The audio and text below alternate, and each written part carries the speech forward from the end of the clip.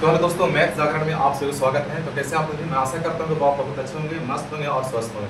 ठीक है, तो आइए आज मैं आपके लिए कुछ आज खास से क्लास लेकर आया हूँ। और आज की क्लास में हम देखने वाले हैं कि आज जितने भी पदार्थ हैं, ठीक है, कौन से पदार्थ में कौन सा अम्ल पाया जाता है। ठीक है, आज हम अम्लों के बारे में सिर्फ जिक्र करने वाले हैं कि किस में कौन सा अम्ल पाया जाता है फिर नहीं पाया जाता है। आज उसको हम क्या करने वाले हैं, इस वीडियो पर कवर करने वाले हैं। लेकिन उससे पहले हाँ, अगर आप मेरे चैनल पर अगर पहली बार होंगे और अगर आप मेरे चैनल के साथ पहली बार अगर जुड़े होंगे, ठीक है ना, तो मेरे चैनल के एक बार सब्सक्राइब कर लेना। और अगर वीडियो अगर कहीं पर भी अगर आपको अच्छा से अच्छा लगता है तो एक बार लाइक कर देना और उसको दोस्तों तक ढेर सारा शेयर करने की कोशिश करना। ठीक है, ताकि आपके साथ साथ किसी और भाई बहन को क्या हो सकता है, भलाई हो सकता है। ठीक है ना, यहाँ पर कोई मतलब कि पैसा की व्यवस्था नहीं है। ठीक है ना, बिल्कुल निःशुल्क सेवा आपको दी जा रही है। ठीक है ना, तो आप कोशिश करें। ठीक है ना कहीं पर आपके एग्जाम के लिए बहुत ही ज़्यादा क्या चीज़ है, इंपॉर्टेंट है। तो आइए मैं आज आपके लिए क्लास जो है हमारा होने वाला है कौन सा पदार्थ में कौन सा अम्ल होती है। अब मैं आज उन सभी अम्लों के बारे में क्या करने वाला हूँ, बारी बारी से मतलब के देखने वाला हूँ। देखिए यहाँ पर हम लिखे अम्ल, अम्ल को हम लोग भाई कहते हैं एसिड। क्या कहते हैं जी? एसिड। एसिड का मतलब होता है अम्ल। ठीक है ना, और क्षार को हम बोलते हैं बेस। क्या बोलते हैं? ठीक है ना, बेस। बेस मतलब होता है क्षार हमारा। ठीक है, तो आइए यहाँ पर हम क्या करेंगे, आज देखेंगे कि जितने भी हमारे प्रकृति में हैं, ठीक है, उन सभी में कुछ ना कुछ अम्ल है।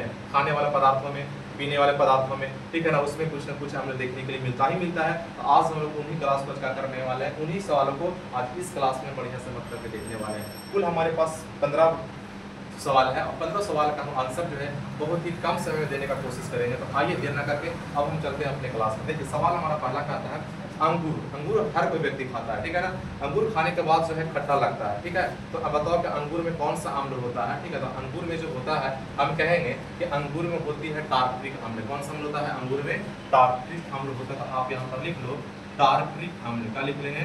टार्ट्रिक अम्ल लिख लेंगे। क्या लिख लेंगे? अंगूर में कौन सा अम्ल होता है? आप कहोगे टार्ट्रिक अम्ल होता है। क्या होता है भाई? टार्ट्रिक अम्ल होता है। ठीक है, अंगूर में क्या होता है? टार्ट्रिक अम्ल होता है। टार्ट्रिक अम्ल होता है। टार्ट्रिक अम्ल होता है, एकदम याद करके चलना है, ठीक है ना। उसके बाद क्या आता है इमली में। इमली में कौन सा अम्ल होता है? तो इमली में भी हमारा टार्ट्रिक अम्ल होता है। क्या होता है? इमली में भी हमारा टार्ट्रिक अम्ल ही होता है। तो आप यहाँ पर लिख लो टार्ट्रिक अम्ल लिख लेंगे। क्या लिख लेंगे? टार्ट्रिक अम्ल लिख लेंगे हम, ठीक है। इमली में कौन सा अम्ल होता है? तो टार्ट्रिक अम्ल ही होता है। क्लियर है ना। उसके बाद पूछा है हमारा कि नींबू। नींबू में कौन सा अम्ल होता है? ठीक है ना, तो नींबू में जो हमारा होता है, ठीक है, इसका एसिटिक साइट्रिक अम्ल होता है। कौन सा अम्ल होता है नींबू में? हमारा नींबू में होता है साइट्रिक अम्ल। तो आप यहाँ पर लिख लो साइट्रिक, ठीक है ना। नींबू में कौन सा अम्ल होता है? तो साइट्रिक अम्ल हम बोलेंगे। क्या बोलेंगे? साइट्रिक अम्ल बोलेंगे। मतलब कि नींबू में कौन सा अम्ल होता है? साइट्रिक अम्ल होता है। क्लियर है ना। उसके बाद सेब में जो है कौन सा अम्ल होता है? ठीक है ना, जो हम लोग खाने का काम करते हैं जो सेब, ठीक है ना, उसमें कौन सा अम्ल होती है? तो सेब में हमारा होता है मैलिक अम्ल। क्या होता है?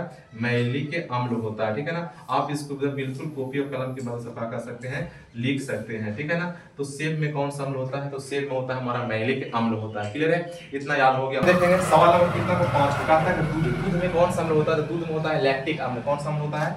लैक्टिक अम्ल होता है। तो आप यहाँ पर लिख लो कि दूध में कौन सा अम्ल होता है? लैक्टिक, ठीक है ना। दूध में लैक्टिक अम्ल पाया जाता है। कौन सा अम्ल पाया जाता है? लैक्टिक अम्ल पाया जाता है, ठीक है ना। उसके बाद हमारा कहता है सिरका। सिरका में होता है हमारा एसिटिक अम्ल। कौन सा होता है? सिरका में एसिटिक अम्ल होता है। आप यहाँ पर लिख लो सिरका में हमारा हो जाएगा एसिटिक, ठीक है, एसिटिक, ठीक है ना। एसिटिक अम्ल हम लोग को लिख लेना है कि सिरका में कौन सा अम्ल होता है? एसिटिक अम्ल होता है, ठीक है ना। याद हो गया होगा ना कि सिरका में हमारा कौन सा अम्ल होता है? एसिटिक अम्ल होता है। 6 से 8% वाले को हम लोग सिरका कहते हैं। क्या कहते हैं? सिरका कहते हैं। क्लियर है ना। उसके बाद कहता है चाय में। चाय में जो है कौन सा अम्ल होता है? चाय में हमारा होता है टैनिक अम्ल। क्या होता है? टैनिक, ठीक है ना। आप इसको लिख लो, चाय में हमारा होता है टैनिक अम्ल होता है। चाय में टैनिक अम्ल पाया जाता है, ठीक है ना। जो फिर उसके बाद कहते हैं सवाल नंबर 8 में कि चिट्टी के डंक में कौन सा अम्ल होता है? जब चिट्टी जब काटता उठता है, ठीक है ना, तो हम लोग का शरीर में क्या हो जाती है, मतलब कि दर्द होना शुरू हो जाता है, दर्द और पीड़ा देना शुरू कर देता है, ठीक है। तो चिट्टी के डंक में जब पूछेगा, चाहे जो बिरनी जो होता है ना उसके डंक में पूछेगा, चाहे मधुमक्खी जो होगा उसके डंक में पूछेगा, तो कौन सा अम्ल होता है? तो फार्मिक अम्ल होता है। कौन सा अम्ल होता है? फार्मिक अम्ल होता है। इसको लिख लेना आप लोग। चिट्टी के डंक में, ठीक है, बिरनी जो होता है उसमें, और मधुमक्खी के डंक में कौन सा अम्ल होता है? तो फार्मिक अम्ल होता है। क्लियर है ना। आपको यहाँ से क्या कर लिखना, तीनों सवाल लिख लेना। चिट्टी में हो गया, जो बिरनी जो होता है उसमें, और उसके बाद जो मधुमक्खी में डंक में कौन सा अम्ल होता है? तो फार्मिक अम्ल होता है। क्लियर है ना।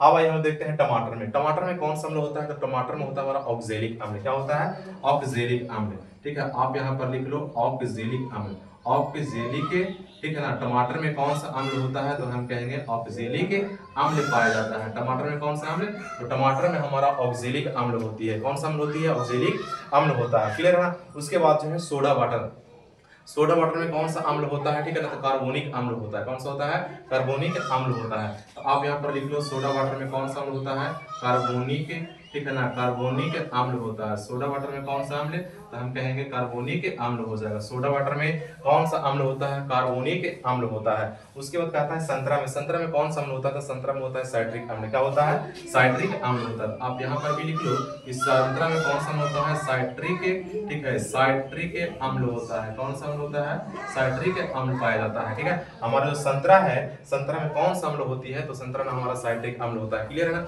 बिल्कुल आपको मतलब कि अच्छे से याद करते चलना है, ठीक है ना। अगर आपको अच्छा लग रहा होगा, सारा का सारा सवाल आपके लिए बहुत ही ज्यादा इंपॉर्टेंट है। कहीं ना कहीं पर 1 से 2 सवाल आपके एग्जाम में देखने के लिए मिलेगा एकदम, ठीक है ना। तो बहुत मेहनत लगता है। अगर मेरे चैनल को सब्सक्राइब नहीं किया तो एक बार सब्सक्राइब कर ले, और अच्छा लगता है वीडियो तो वीडियो को लाइक करना, कमेंट बॉक्स में जरूर कमेंट करना, और दोस्तों तक शेयर करने की कोशिश जरूर करना। आइए सवाल नंबर हम देखते हैं 12 को। 12 का था आंवला। आंवला में कौन सा अम्ल होता है, ठीक है, तो आंवला में होता है सिट्रिक अम्ल। कौन सी होता है, सिट्रिक अम्ल होता है। इसको लिख लीजिए आप, ठीक है ना। आंवला में हमारा क्या होता है, सिट्रिक, ठीक है ना, सिट्रिक अम्ल होता है। ठीक है, कौन सा होता है, सिट्रिक अम्ल होता है। आंवला में सिट्रिक अम्ल पाया जाता है। आंवला में जो है कौन सा अम्ल पाया जाता है, सिट्रिक अम्ल, या फिर इसी को कहते हैं साइट्रिक अम्ल। ठीक है, सिट्रिक अम्ल कह सकते हैं, या फिर इसी को आप साइट्रिक अम्ल कह सकते हैं। क्लियर है ना। उसके बाद हमारा पाया जाता है प्याज में और अमरूद में। याद रखिए, प्याज और अमरूद में जो है, ठीक है ना, दोनों में जो होता है क्या होता है, प्याज में और हमारा अमरूद में, ठीक है, दोनों में हमारा होता है कौन सा अम्ल, तो ऑक्जेलिक अम्ल होता है। कौन सा अम्ल होता है, ऑक्जेलिक अम्ल।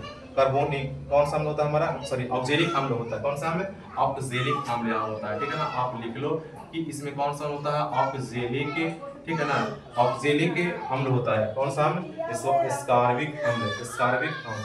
प्याज और अमरूद में हमारा कौन सा अम्ल होता है, सॉरी यहाँ पर मिस्टेक हो रहा है, ठीक है ना।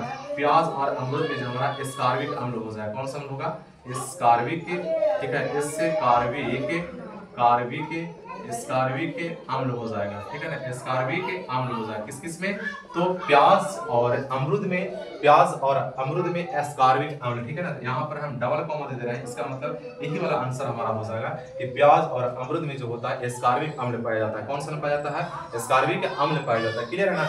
उसके बाद हमारा आज का लास्ट सवाल है कि दही में जो है, जैसे दूध से दही बनना किसके कारण होता है, ठीक है ना, तो जीवाणु के कारण। ठीक है ना, तो दूध से दही जो है किस जीवाणु के कारण, तो लैक्टोबैसिलस नामक जीवाणु के कारण जो है दूध से जो है दही में क्या होती है, परिवर्तन हो जाता है। क्लियर है ना।